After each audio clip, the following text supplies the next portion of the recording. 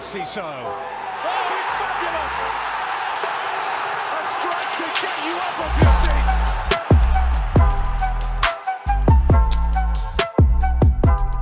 Hello and welcome to Seagulls Social. This is the Everton at home match reaction.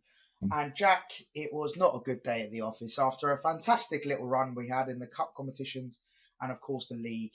It came down with a crashing end. But it's something we spoke about in the preview, didn't we, Jack? That is a big possibility that Everton could cause us troubles.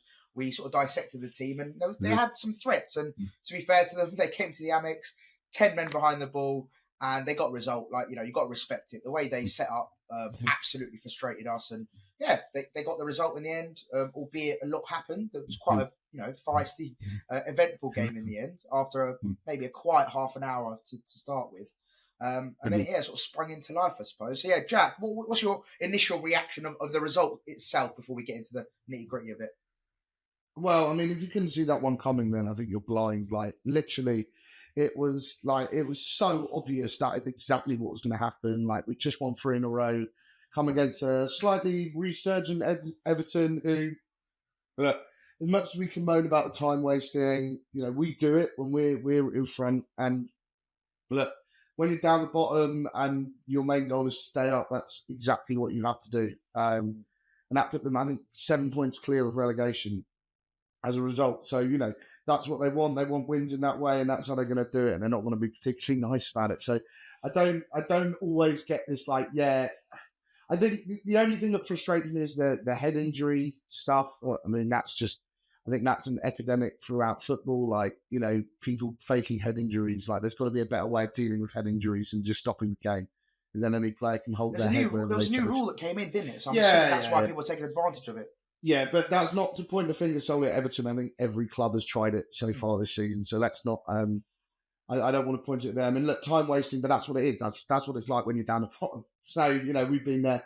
And, they've got a lot of problems on and off the pitch at Everton. So I think they'll be happy to stay up and get into their new stadium in the Premier League. So I'm not frustrated as much with that. That's just how it crumbles. And yeah, we just weren't creative enough. I do think there's a big difference because I think they played exactly the same game last year. I think, last year it was almost like watching a carbon copy. Except last year we had the fantastic delivery of one player, which we didn't have yesterday, and that was the difference. We had the delivery of one player to get us an equaliser from Lewis Duncan. Yesterday the delivery was poor. The ideas into the box were poor. There's some odd team choice selections, which it turns out there was a reason for. I still don't know whether that was the correct decision to drop him for that, just mainly or the correct decision to bring a certain other player in, because I don't think he was very good.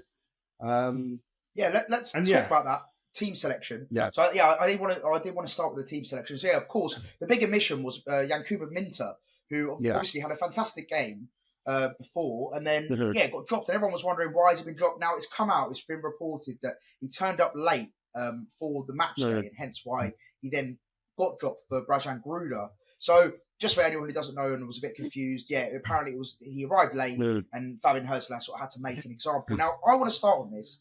And one question I do have with Fabian Hurstler, first of all, I rate it. If you are turning up late, fair play. Make sure there's discipline, because that's just the beginning. It will snowball if you don't show discipline in those early stages. However, if you turned up late and you want to make an example of this man, take him out of the squad completely. You don't put him on the bench. For me personally, don't get me wrong, it depends on what he's done.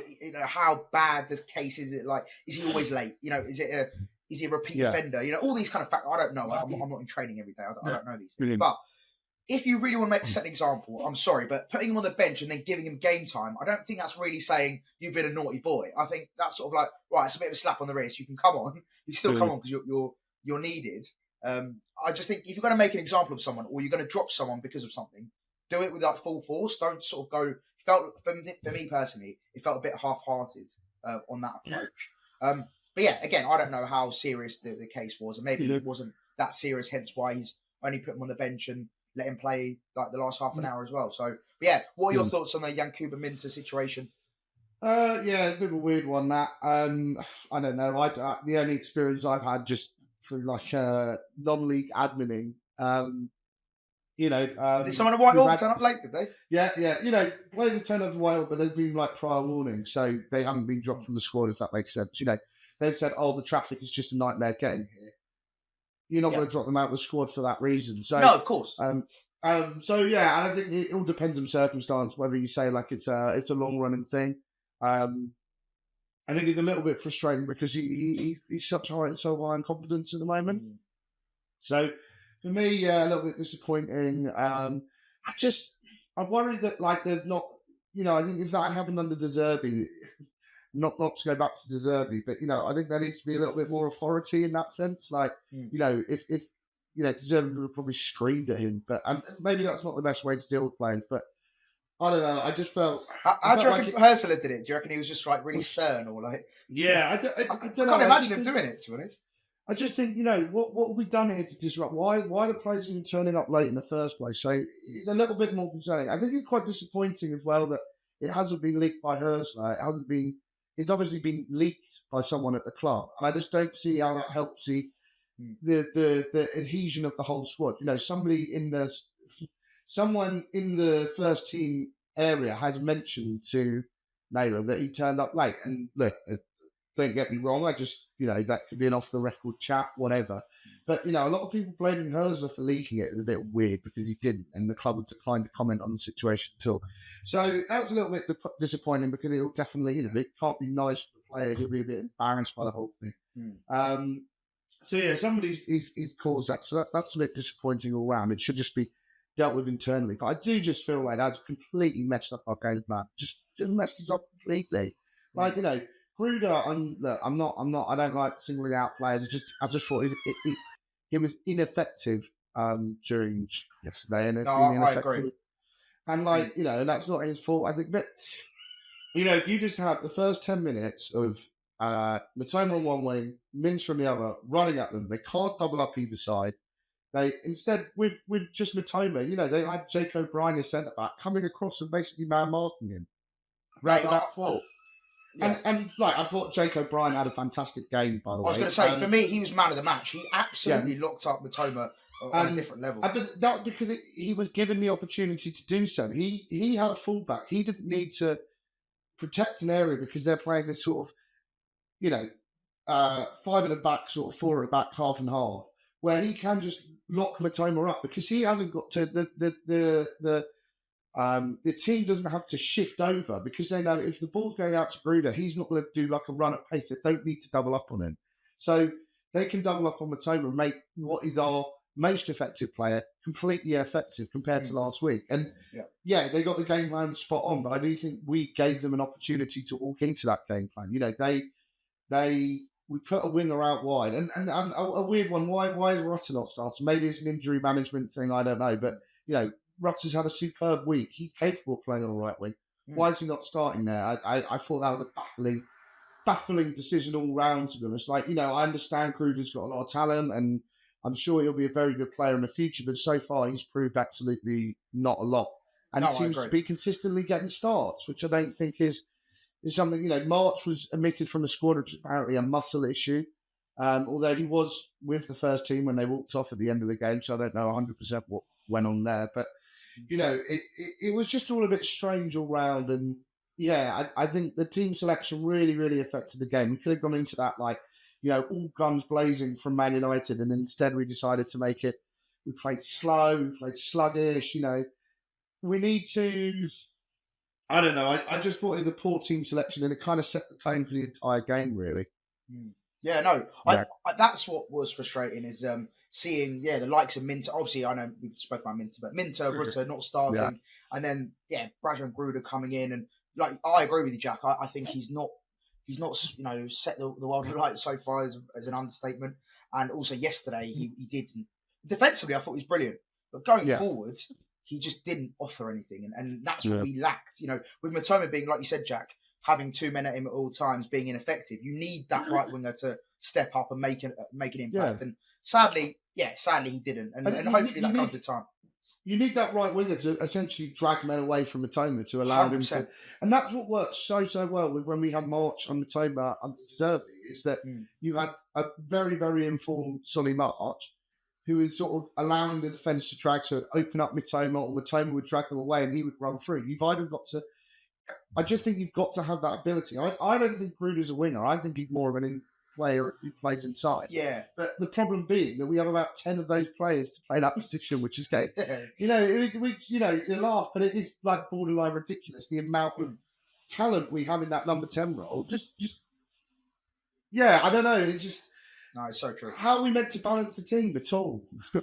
No, it doesn't. That's actually a great word that you use, balance. I think that's one thing we've struggled with. It is being balanced, because you look at even like João Pedro yesterday frustrated me. I didn't know what he was trying to do at times. I think he dropped deep way too much at times, trying to pick up the ball deep and trying to drop. At one point, he was playing centre back, I think, towards the end of the game, and it's just like, there's certain players that I just don't know if they're being utilised properly, or whether we're trying to shoehorn so many players in certain positions that it's just naturally now becoming a situation where players aren't playing in their right position, or they're playing, they're trying to be shoehorned in. So I think something needs to be done where, this is each position. We have maybe 2 players per position where that is where they stick to. Yeah, I hate defining the position. I just hate, and I think that's where Rutter probably falls down on that point of view, despite his good form. Because people saying, why aren't we starting Rutter? And I agree that maybe he should have started out on the right wing. But, he's behind Pedro, and Pedro's been playing well. So you can't drop Rutter. You can't drop Pedro for Rutter. And I think Rutter's a bit unlucky in that sense. But it's there's too much of this movement around, and let's stick with a solid front four. But Rutter played in that front four. When we were playing our best, he was part of that front four on the right side. It's a strange one there from Hersler. We've got a lot of good attacking talent. I just think it's using it to the right extent sometimes is his problem. Yeah, but we've talked a lot about our frustrations, but I just do want to say, to be fair to Everton, as much as in the stadium, I was absolutely fuming. Like I think it's the most I've ever sworn / abused a referee, which we don't condone, but I was in a bad. I condone it. No. I'm sorry. I know some people might agree with like the penalties, which we're going to talk about, but I think on the whole, that referee was a shambles. I thought he got a lot wrong. I thought he was not good. You even look at the Lewis Skelly challenge in the Arsenal Wolves game. I think it just shows the standard of refereeing at the moment. Honestly, I got lambasted, Jack, when I went on the overlap, and I said, my statement was, they were like, what's your unpopular opinion? And I said, the Premier League referees standard is at an all-time low. And like James Carragher was like, don't agree. And I was like, now it's aged beautifully, because as weeks go on, it just keeps getting worse. We keep getting worse decisions. I just think you've got to look at the example of the Arsenal one, and not to go on about a completely different game. That was a decision which any referee can see, anybody can see. I mean, very rare. Like, I love ragging on Arsenal. I hate that football club. I hate Arteta, but with a passion.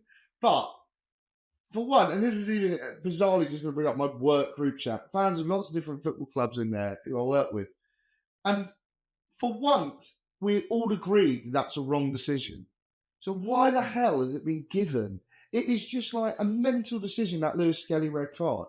And it's because they just won't go against their own. They won't go against their own decision. It's like as soon as Tim Robinson went to the monitor, it's like, yeah, I've got to give it. Even though it is probably, the penalty that we got is a 50-50. And in reality, I think if he gets his job right, I think it's a foul on Veltman. It's a very soft foul, but you see them given against us all the time. What Veltman's been really stupid doing is slapping the ball after he's fallen down, which is unfortunate. Was this arm pushed? I don't know. But in reality, I think the referee needs to get the decision right in the first place. VAR doesn't need to intervene. This introduction of VAR just makes the whole process 100% more complicated. And I just think, at the end of the day, if that was in the Championship, it would have just been given as a foul. People would have watched it back and gone like, oh, was it a foul? Was it a penalty? Because as soon as the VAR is getting involved, they're going to give the penalty. There's never going to be a situation where they go, oh, this is a foul. And you can argue it's a foul. I just think it's really, really poor refereeing. And once again, a referee bottled and made an odd decision at the Amex. And I'm not saying it's only against us, because Everton have had some odd decisions over the years. Everyone's having odd decisions. I just think the referees are just shite. Yeah. Sorry, that was a bit of a rant there. No. But, Jack, I'm with you, mate. I've been talking about the referees since the beginning of the season, pretty much, about how poor they've been across the board. And I thought yesterday was a fine example of how, first of all, he didn't control the game. He let players get in his ear. I thought the penalty decision to then go to VAR, like you said, to look at it again and think, do you know what? I can't really see a push here. And the fact they showed it to us in the stadium, I really appreciated, because obviously it adds a bit more sort of, ruckus and a bit more atmosphere, because I think at that time Everton fans weren't providing any atmosphere to my right. And we were trying to sort of get the guys up. And I think that's what, as bad as it sounds, obviously it goes against us and it's a penalty and ultimately they score. But in my head, as soon as they scored that penalty, I was like, do you know what? That's what we need to spark us up. Like that, especially with the Ndiaye celebrations, obviously doing the Seagulls. I thought that's going to be the catalyst to get us right. He's done that. They've shithoused the penalty. Ndiaye's been a shithouse with the celebrations. Right, let's go at them. But clearly that didn't happen. But just quickly on that, actually, I rate it. Do you know what? As bad as it sounds, do you know what? I respect it, mate. Ndiaye, fair play to you, mate. Big respect. I thought getting a yellow card again just shows how shit the referee was. For a guy impersonating a seagull has just been booked. Yeah. However, for example, this is just an example. Phil Foden doing the gun celebration to the crowd is okay, is it? I know it's a terrible example, but it's just the point of it. He's doing a seagull. He's not harming anyone. It's just a bit of fun. Even as Brighton fans, some of us can appreciate it. I was incensed in the stadium, by the way. Just to clarify, as soon as he started doing it, I was giving it the whole let's get him. But that's what he's meant to do. That he's trying to get a reaction, and he got a reaction from us, and fair play to him. So I did appreciate the shithouser. Yeah, like you say, why are they giving a yellow card for that? It's just, but then he started he obviously just got bored and started giving yellow cards all over the place. He's getting a yellow card for what appeared to be standing and talking to the penalty taker. Yeah. He didn't scuff the spot. He didn't do anything. He just stood there. I don't know why that's a yellow card. Then Believer made a great challenge. He got a yellow card on his first foul. Yeah, and die. Just odd decisions all round. And then he was doing some the other way. And I just think referees are shite, man. They're all just useless twats. Right, there you go. Moving on from that. Let's move on. Yeah, no. And just to clarify my position, I thought, especially, I was saying to Jack off air, I've seen it twice. I've seen it live, obviously in front of me. Then I've seen it on the screen, but I haven't had a chance to properly watch back the replay. So I can't give sort of my full judgment on it. But in the moment, I was like, that's a foul. Then when I saw the replay, when I saw the replay on the screen, I still thought it was a foul. But I do agree with Jack. His hand has slapped the ball, which. I think that's what killed him ultimately. For me, I just think it's one where VAR doesn't need to intervene, but once the VAR intervenes, it's quite hard not to give a penalty if you adjudicate that it wasn't a person. Yeah, I think. Because the referee initially gave a corner, didn't he? He initially gave a corner. And then, obviously VAR got involved, and and it's frustrating as well. Verbruggen was so close to getting it as well. I thought, it seemed like it. I haven't seen the replays, but it looked like he guessed the right way, and ultimately died. But so we went into the break 1-0 down, very frustrating. I thought we pretty much controlled the first, pretty much up until that penalty. We were in control, and we didn't create many chances, admittedly, but we pretty much dominated possession and. They didn't really have a sniff until that penalty. Yeah. And then, going into the second half, Jack, we pretty much pinned them in their half. But they were so resolute defensively. And I do want to give credit to them because as much as they set up with pretty much 10 at the back, or they had 6, at one point I did count 6 defenders in their back line, they defended brilliantly. Jake O'Brien, big shout out to him. He was fantastic. Yeah, it was really, really good. He locked up. I thought Tarkowski was solid in the air as well. Didn't lose a header pretty much. We just didn't. Do you know what's frustrating me? It was the fact that we're trying to put aerial balls into an Everton box, which have got Jake O'Brien, who's like 7 foot tall. You've got Tarkowski, who's about 6 foot something. You've got Branthwaite, who's massive. You're putting it aerially to a box with like 7 giants in there. Like, what are you expecting us to do aerially against these? And I know that's why Herzl brought on Webster to try and maybe get the flick-ons and try and win headers. I think that was my only sort of reasoning at the time. And I thought, okay, he's brought him on as an aerial presence to try and compete and maybe get some knockdowns. But they were winning everything. And it's like, keep it on the floor, boys. It was just at one point, we were playing tennis up in the air. And I was like, just get it on the floor. Do what we're good at. Pop it about. Try and penetrate him in different ways. and it just paused. But yeah, it was just very frustrating. I think again, I think I think I find it a bit tiring to be honest now that how like every time we win, Hursley's great, and every time we lose, Hursley's bad, and it's just like this never-ending cycle of this is the best squad we've ever had. I'm so bored of hearing that it's the best squad we've ever had. It's just not. It's just not the best squad we've ever had. There is. If you look at that 22-23 team, is there how many players would I rather have in our team now than in that 2022-23 team? And I would say it's 2, maybe 3 at a push, which is for Bruggen, Colwill, and Pedro. But I don't really know where he fits, Pedro. But anyway, the point being is that, I just think it's we need to be a bit more creative with ideas. I think the delivery is poor. I think some of the quality of play from some of the players is poor. I don't think that's a lot the manager can do about where the crosses into the box are overhit. The corners are just not hitting the areas they should be at all. We're making weird decisions like bringing off, just keep the shape, and then we panicked at the back and we're looking for options out wide. And then we just see, like midfielders standing out there or centre backs. They're not putting the high quality balls in. So I thought that was just odd decision making again. It felt like a Palace game where we're just like, fling off a centre back and put on a attacking midfielder, and they're getting each other's way. They're not creating anything. So that was poor. I don't think it's solely down to Hursley. I think it's down to just the quality of ball into the box. We had arguably one of the greatest quality balls into the box players in the league a year ago. And the difference is, it's funny, you look back at this game, exact same fixture last season. They went 1-0 up for a worldie, to be fair. And then we only got last-minute equaliser. The only difference in that game was a Pascal Gross cross. So, for me, I can't be looking at the manager. It's one of those games. I think the quality of player and performance from players needs to improve in these sort of games. And I think there's a big mentality issue with playing these sort of teams at home. But we'll get into that, I'm sure, later. But rant. It just rant number 5 of the podcast. It is frustrating. Like you said, I think it's a mentality thing. I think why do you think we do struggle against teams that come to the Amex or even if we go to their place and they just play that low block? It feels like you said. I think you mentioned creativity, final product. Final delivery.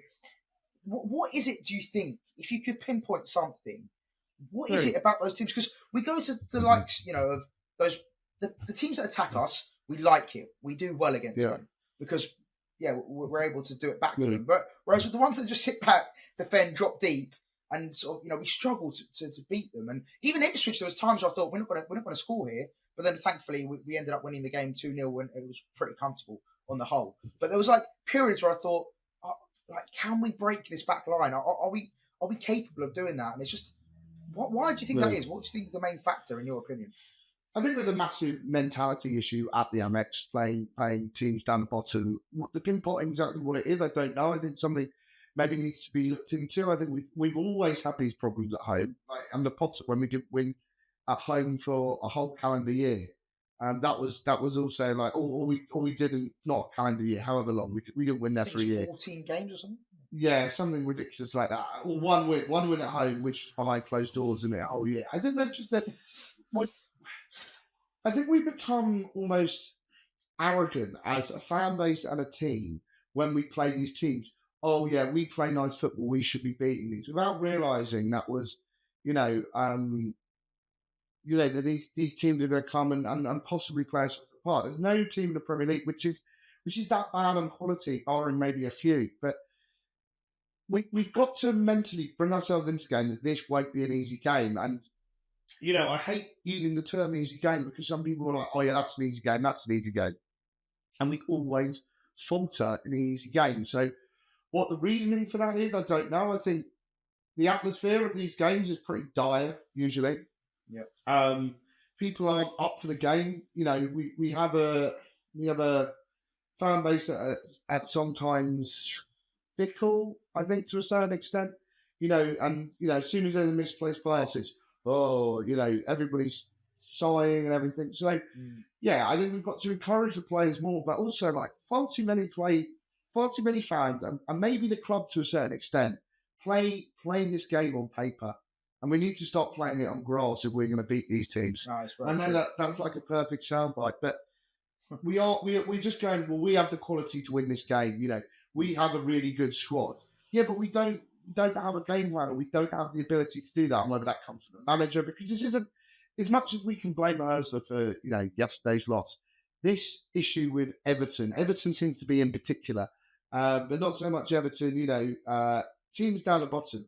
It's not a new thing. It's not something that happens only under Ursula. We've done it even when we've had, better squads, we've been better positioned, better teams.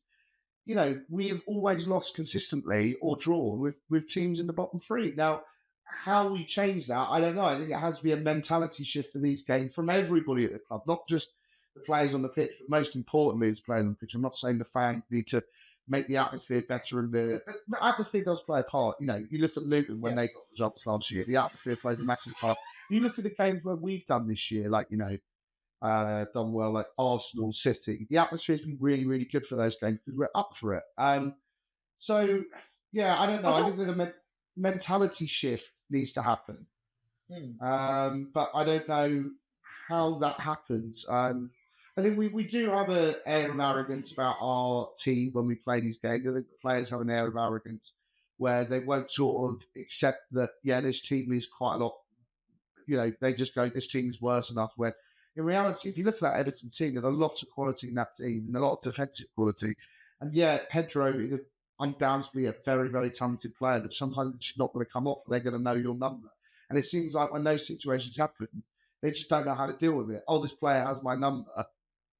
Right, I'm going to have to try something different. But instead, they just try to do the same thing again. And you look at, once again, I'm going on for time here, but, you look at some of the other players and they had that bag of tricks to sort of change things up. And we've got players who just sort of do the same thing again and again. And you go, no, it's not doing anything. Do something different and you're going to be able to get the number. And players don't sort of make the intelligent thing, right, I'm going to try it. I'm going to go maybe outside instead of inside. Bruno was just doing the same thing. Bruno was just going, right, I'm going to cut inside. Oh, no, there's two defenders there who have already been able to shift across. And Mitoma's just getting ganged up on in games. Like, he can try everything and he's already got three players around him. So, yeah, I don't know. It's a frustrating thing for me. I just think we need to start respecting these teams more and we'll start winning them. Yeah, no, I think you make a really good point about the whole respect thing and sort of going into it with arrogance. Because, I'm guilty of it. I think a lot of our fans are guilty of it. Yeah. We always sort of have this righteous way of, especially off the back of a good result. We've just beaten Man United and, 3-1 at Old Trafford. And you're thinking, right, we're going to this game, clear favourites. We should do a number on them. They're struggling pretty much all season. Obviously, they've had a nice little manager bounce. But, you go into it with an air of confidence and an air of arrogance. And I think we do need to cut that out because we aren't that team yet. We aren't. We're not. No. We're not on a. I don't know who's.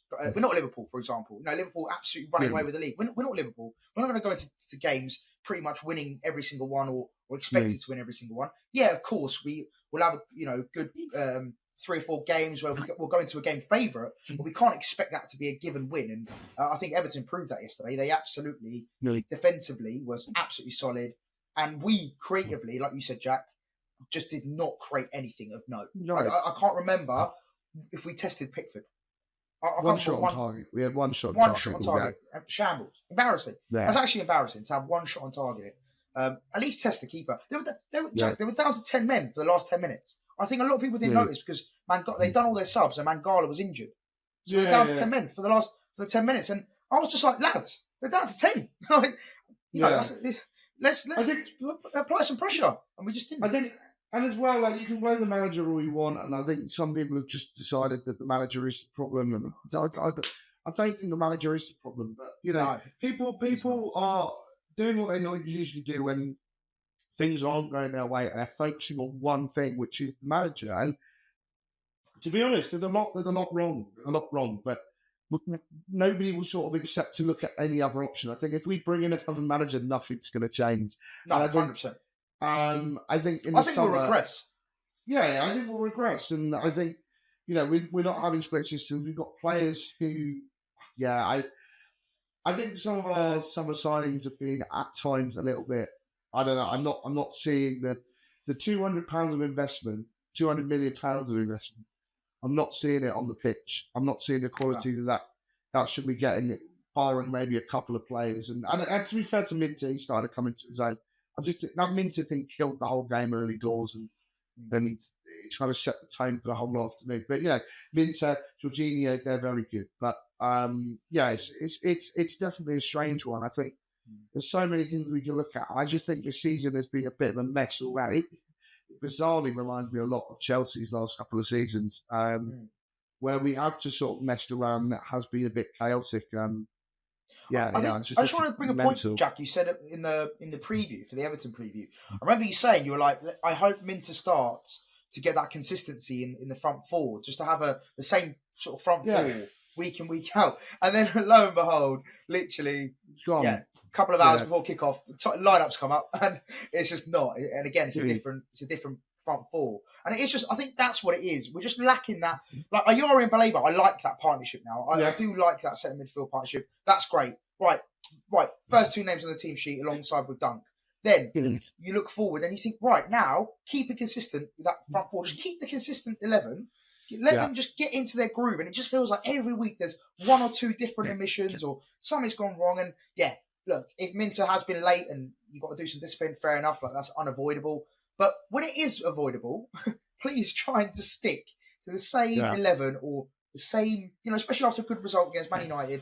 You go into this game, you want to have that consistency, but clearly it just wasn't to be, was it? But anywho, right. And then obviously at the end of the game as well, Jack, there was a lot of hoo-ha. I did enjoy that thoroughly. There was big old handbags. Asmir Begovic getting involved, the little bastard. Pushing Van Hecker, I think it was. And then Minter got involved, and then it was all kicking off. It was great. Good to see. And I think it was all because of Pickford, wasn't it? He went into the South Stand.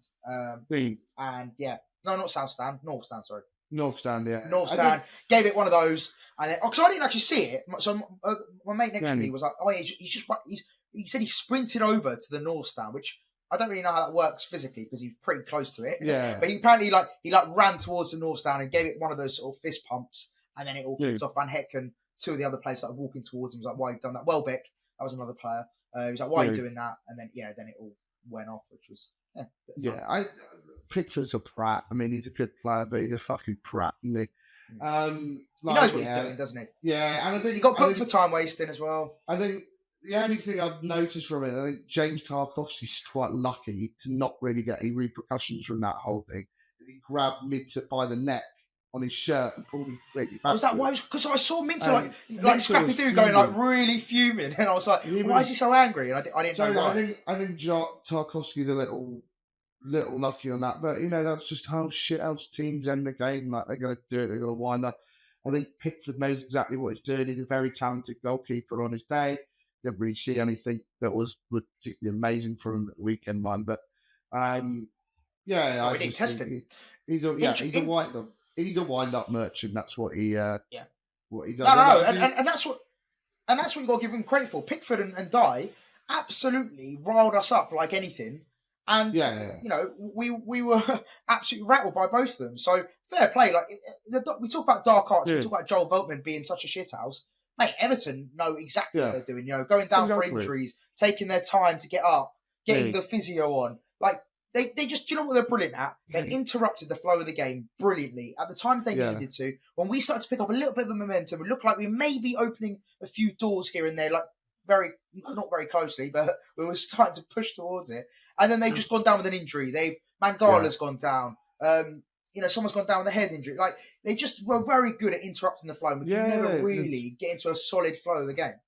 And they disrupted the game. I think I haven't really got a problem with Pickford sticking up two fingers. I'll probably do that if I was a player. I do think, and Ndiaye doing the Seagulls celebration, he gives a shit. But I do think what Tarkowski did is just borderline dangerous. Like, pulling someone's neck back on a shirt. I think that's a really stupid thing to do, and it kind of sums up all the way for what James Tarkowski did. He's just an absolute fuck of a player, and interestingly, only Jake O'Brien and Minter were booked in that melee.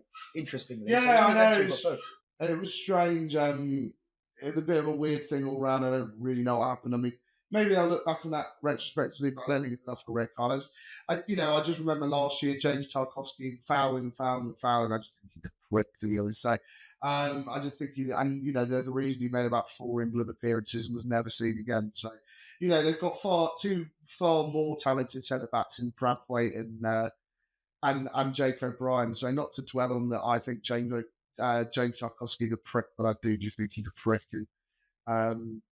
That's it really. That's all that happened in that melee. Yeah.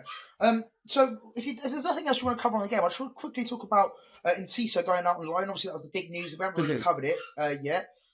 Julio's gone out to Ipswich on a season loan. Yeah. And then there's no option to buy, I don't think.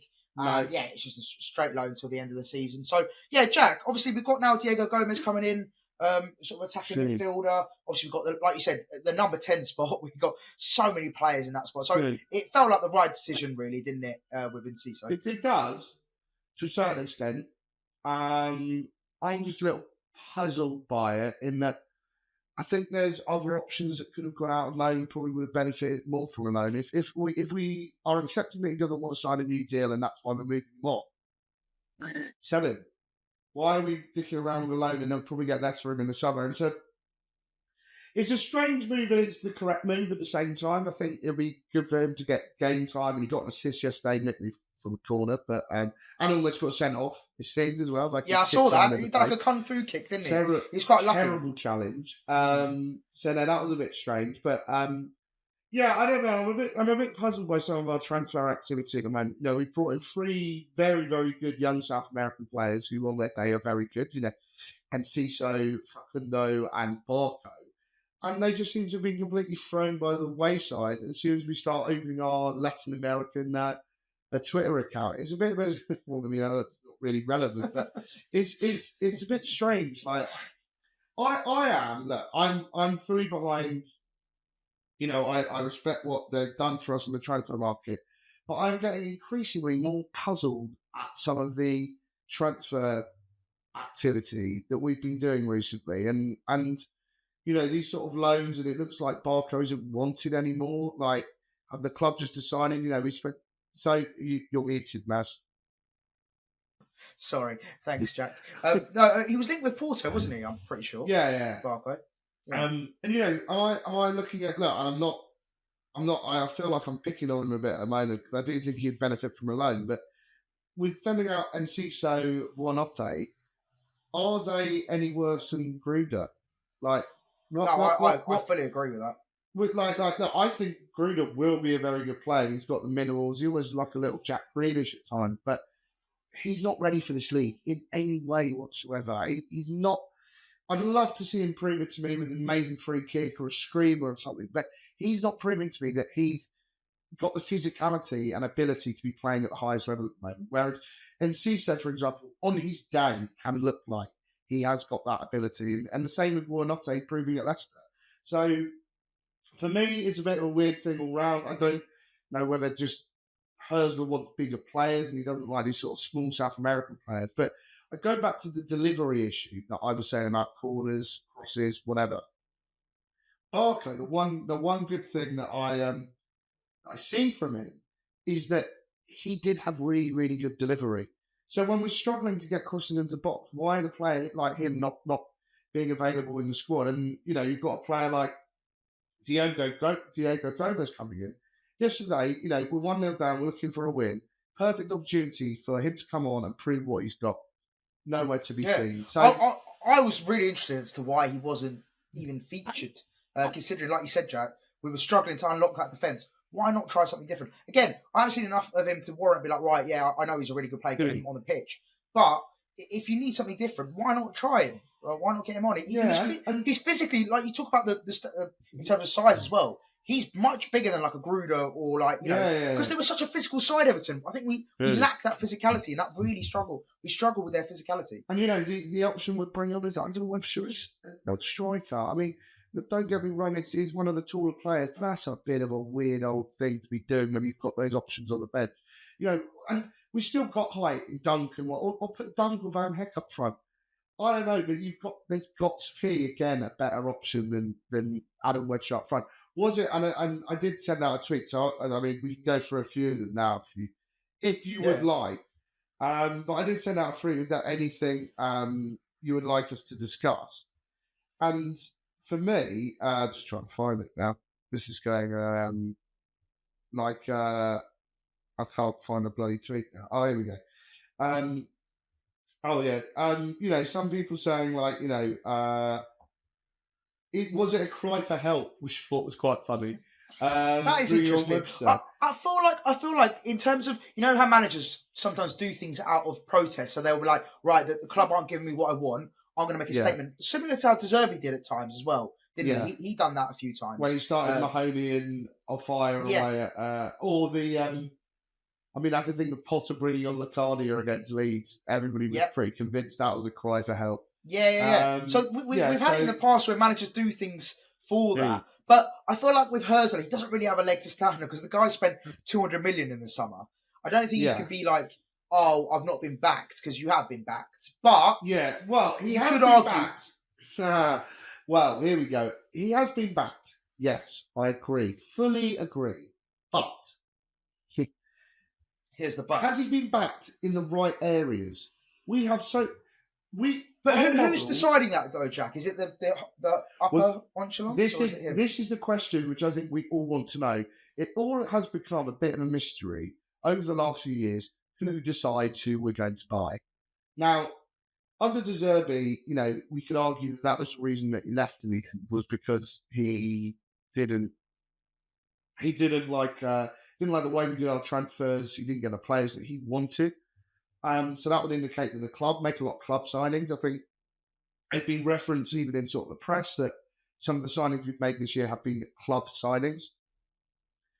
I think as a manager, you've got to be able to build a system that you want to play. Now, system that he played at San Pauli, I don't think he has a personnel to do, so he's come in and played more of a hybrid system, which is fine. But there are times where it looks like we just don't quite know what to do in terms of shape and whatever. And you've got to question, does Herzl have all the players that he wants? I think Gruder is quite obviously a Herzl signing. Maybe indicates why he's been starting a lot of games. But yeah, I don't know. It's a bit of a mystery, isn't it? Who is the I just think this is strange how we're signing all these attacking players, but clearly we need defensive cover. We need potentially, another. Maybe not so much another midfielder, because I think we're so stacked now in that position. But for me, maybe fullback, centre back, areas that we haven't got that depth. Why are we not making those signings? And that's the frustrating thing for me. Is I think you can't just keep signing attacking midfielders. Right back is the glaring one. It's the glaring problem that we've had for 5 or 6 years. We have needed a right back for so. I've been saying it for long. years. And we're not looking at getting that fullback in. And, we brought in Ferdy, and then he seems to be using an attacking midfielder more than anything. That's fine. I actually thought Ferdy played really well in that sort of right wing role. So not too many complaints from me on that point. But it's a bit of a mess all round, really, isn't it? And I think we're doing, a lot of the links we've had this window, people are right to get excited about players like Harvey. And why do we need Harvey? Who leads the team? It's baffling. Yeah. Who leads the team? And, we're looking at, I think there's a link today to a left back. That's good. I think we need a left back. I think centre backs seem to be the mysterious, are we going to get someone over the line? All the indications seem to be yes, but some seem to be no. I think there was quite a lot of talk from Derby fans yesterday that Aaron Cashin was crying and waving goodbye at the end of the game yesterday. That's because he had to leave Derby. Their tweet. You can see, so maybe he'll be the centre back that comes in. That'd be really good. He's the left sided centre back. I wouldn't say that's not the sort of level, but that's great. There's another centre back in. That's something we need urgently.